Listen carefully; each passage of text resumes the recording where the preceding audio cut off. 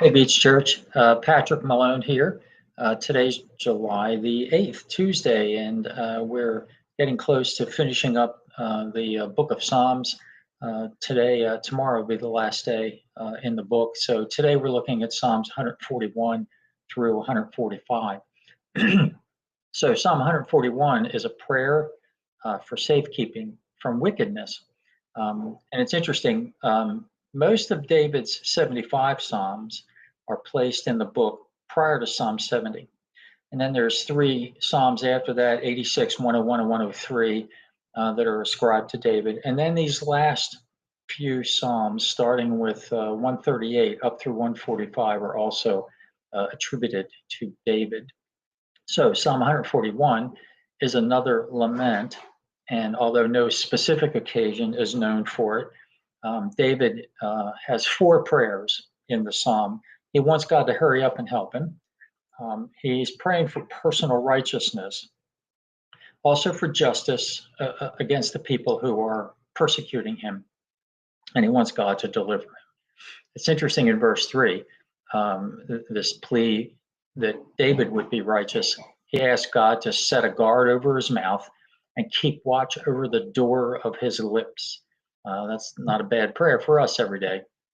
And additionally, he asked God not to incline his heart to any evil thing nor practice any wicked works. Deliver me from temptation would be part of the Lord's Prayer there. And it's interesting, David is so intent on justice being served that he wishes that the leaders of the wicked would be tossed off a cliff. That's pretty specific.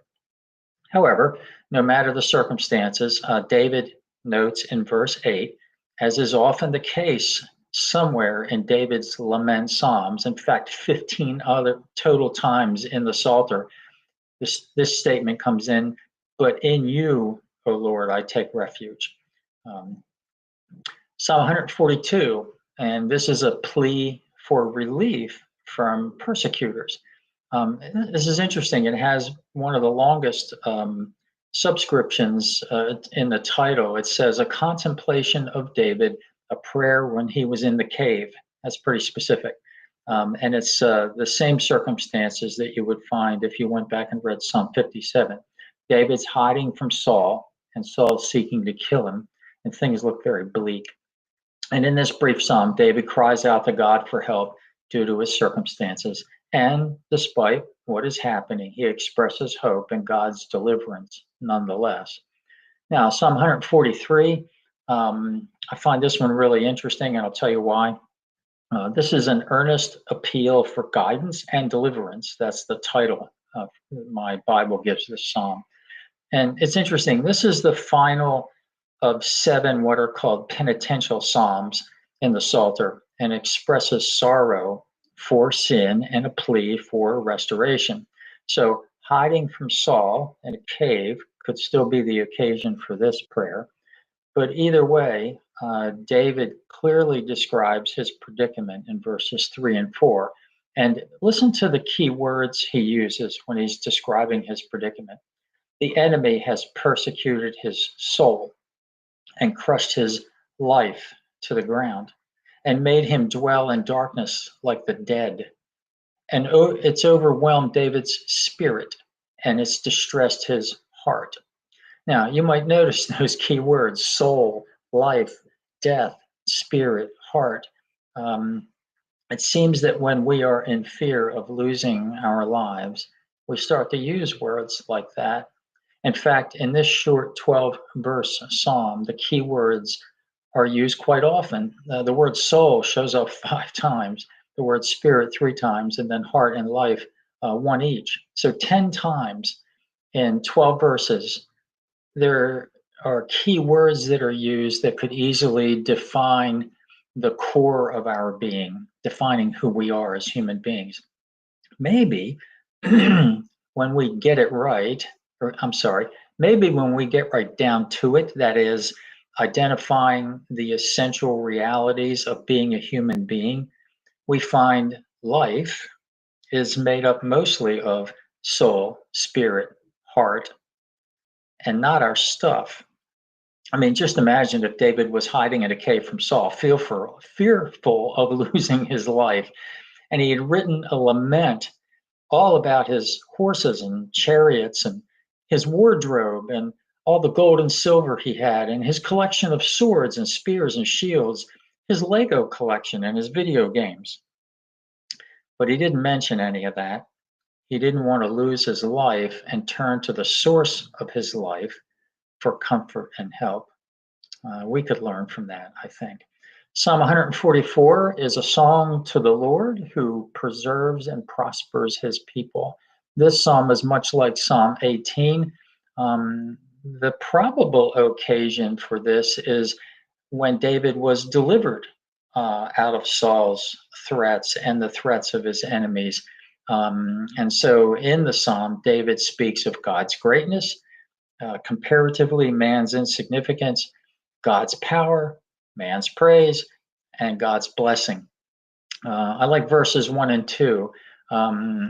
This is like David had a thesaurus and he was looking up adjectives to try to figure out what God was to him.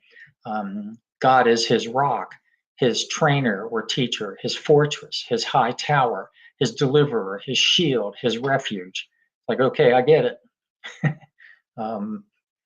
The psalm concludes with, happy are the people whose God is the Lord. Amen to that.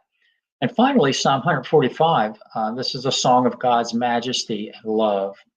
So let me just read the description of this psalm from my study Bible. Wait, what? You don't have a really comprehensive study Bible that includes copious notes on each page? Quick, run to your phone right now and order one. I happen to use the MacArthur Study Bible in the New King James translation. That works for me, but there are many excellent study Bibles available. Don't wait another day. Okay, sorry about that, but really. All right, let me just read the description of Psalm 145. It's really a beautiful paragraph, descriptive paragraph. This is what it says. David penned the most exquisite conclusion to his 75 Psalms in the Psalter. Here, the King of Israel extols and celebrates the King of eternity for who he is, what he's done, and what he's promised. It's not only rich in content, but the psalm duplicates a majestic acrostic design using the 22 letters of the Hebrew alphabet. Psalm 145 begins the great crescendo of praise that completes the Psalter and might be called the final Hallel. That's Psalms 145 to 150. That's just a beautiful description of that. So I don't know about you, but when I read that psalm, several praise songs popped into my head as I read it. My favorite verse is verse 5. It says, I will meditate on the glorious splendor of your majesty and on your wondrous works. When I read that type of descriptive praise of God, it makes me think years ago of this traveling evangelist. He actually visited the church where I was a pastor up in Smithsburg, Maryland, way up near the Pennsylvania line. He would drive in and park his camper pulled by his pickup truck, stay for a few days and preach his socks off every day. He came off as kind of old-fashioned, especially to our younger members, but despite that, you couldn't ignore his enthusiasm and genuine love for his Lord. One way he expressed that was by suddenly exclaiming the word glory at the end of a sentence. He simply got excited about Jesus and repeatedly shouted the word glory, glory, he'd say. It became what defined him. So I don't know, maybe our next moments of free time, we could skip grabbing the remote and instead grab the Bible, scroll through these exceptional verses of these final Psalms of praise, and spend a little time glorifying God. All right, well, that's it. Again, join us tomorrow night, Wednesday. Actually, we don't have our Bible study and dinner this Wednesday for another event that's going on. However, things get busy on the weekend, so look up Beach Church online and you'll see some Saturday events for young folks. And I think our women are meeting in the afternoon. They meet every month, and then of course on Sunday we have our 9 and 11 services and breakfast in between. So join us at Beach Church, and God bless you all.